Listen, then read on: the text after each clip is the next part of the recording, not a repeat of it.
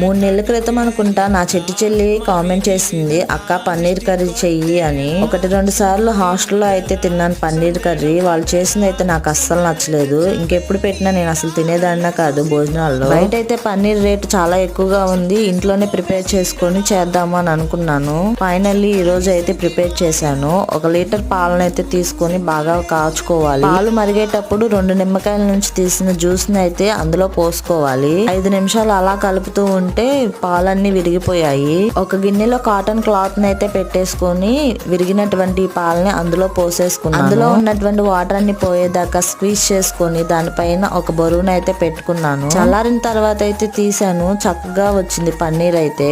Litre పాలు పోసి చేస్తే పావు కేజీ అన్న వచ్చిందో లేదో అని నాకే డౌట్ వచ్చింది. అందుకేనేమో అంత రేట్ ఎక్కువ ఉంది అనిపించింది. నెక్స్ట్ వీడియోలో అయితే దీంతో కర్రీ చేసి షార్ట్ పెడతాను చూడండి. వీడియో నచ్చితే లైక్ చేయండి.